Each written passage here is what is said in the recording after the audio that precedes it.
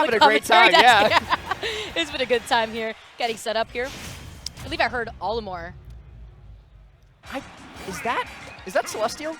It is!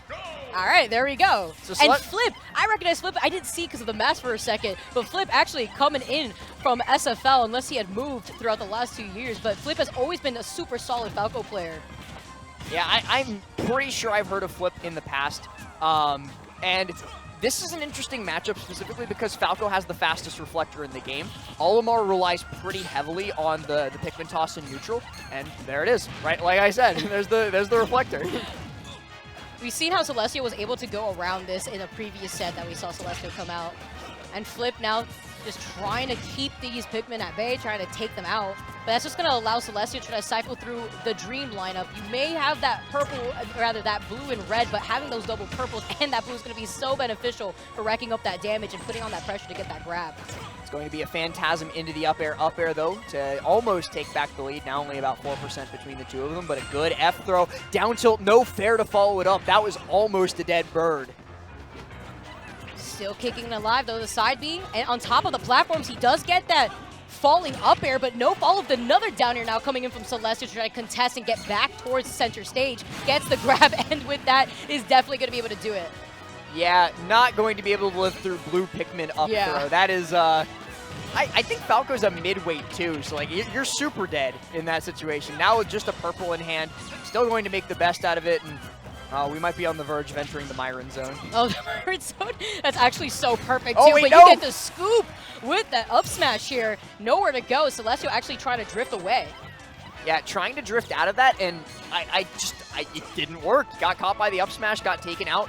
Now we're just about back to even. Like, this is just one up tilt, up tilt. Oh, no. Tries to go for the reset off of it, doesn't opt to continue the combo, so Celestial gets an opportunity to pile on some more damage. Side B into the arms of Celestial right here. Caught them perfect with that trust fall. Right here, this is the moment for Flip to try to keep up these upper strings, but I feel like right so far, Celestial has just been able to avoid that by just shifting their momentum away with their recovery, also just DIing to get that mix-up onto Flip, so Flip doesn't really feel comfortable on chasing down Celestial in the air. Yeah, well, I mean, and Celestial, quite the opposite. Feels very comfortable chasing down Flip in the air. Actually gives him no like rest whatsoever. Constantly going up there. Loses the purple though. Now has a blue, just a blue. Lost the yellow. Just the blue. A little sad here. Lonely World, but is going to be able to get more Pikmin back on board. Does have that purple too to work with. More damage. 126% for Flip, so that's why you're seeing Flip try to slow the pace down. Or seeing Celestial to approach, but when you're using that side B by the stage like that, you see Celestial perfectly spacing themselves so that way they can capitalize off of the punish. Yeah, I think Flip needs to be a little bit more careful about how they make use of the Falco Phantasm, because it seems that Celestial has a pretty solid read on how he likes to do it, and bye-bye. Yeah. One of the most exploitable recoveries in the game. It's got such a long startup, and there's only so many angles you can go at. So if you've got a character like Olimar who has the mobility to challenge that, it's not going to go well for you. Hey, we talked about linear when it came to lackluster recoveries and Olimar being vulnerable too, but Falco being another one of those characters with Celestial having the lead here, he's going to be able to play extremely aggressive, but the follow from the fair so close to the blast zone, yeah, is going to do it. Evening things out, 27% only for that last stock for Flip. Tries to go for the down B there, trying to send the Pikmin back at him, but ends up taking quite a bit of damage from the white for his troubles because he mistimes the reflector. And it seems that like Celestial has a super solid read on most of Flip's timing with things because he's just kind of like weaving in and out. Like he's catching the side Bs, he's going right around the counters, he's doing so much that's just like, hey, I got you, Uber. I know exactly what you're planning on doing, and there's nothing you can do to change it. And playing with that energy, too, just knowing that confidence is right there. You see Celestial just controlling not only center stage, but having that Pikmin up on that platform, like you were saying. Rather difficult to do for Imperfect, too, you were saying earlier with Celestial set. Yeah, I watched DeBuzz lab that for like a solid 2 hours, and he's still like, I'm sure he hasn't consistent by now, but while I was watching him lab that, like he was still struggling to do it. It's a consistent hitbox too. It's actually quite impressive. Not only do you have that control over that platform with that, but you also are able to toss out a move when you're below that platform in case they want to go for a fastball, try to dodge the platform or even go around it. And I mean, he did exactly that. He set up the Pikmin on the top platform, popped the up smash, and then just waited for Flip to land, like you said earlier, in his loving arms down on the stage. Going into game number 2, I wonder what the counter pick is going to be. I would imagine Flip's probably going to try to opt for a smaller stage, so I could see Smashville or SBF here. There it is, Smashville. Oh, right out of the gates.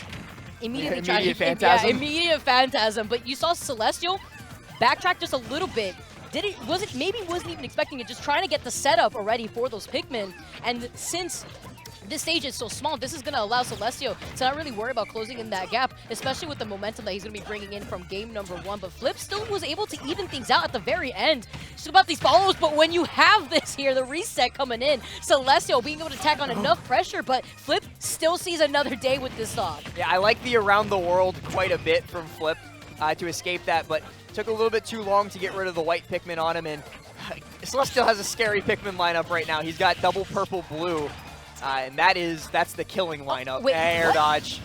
He tried to air dodge past to the ledge to get away from the purple Pikmin. Oh, that is so unfortunate. Maybe he wanted to go for a directional air dodge up onto the ledge right there. But yeah, unfortunate here. Maybe even trying to predict the tech, but you come back from it right here with Celestial at 76%. You don't want Celestial to get even more damage done, but it's already being done right here. Flip manages to fight his way off of that ledge. 53% off of that jab reset, and it's not stopping anytime soon. 81 already built up.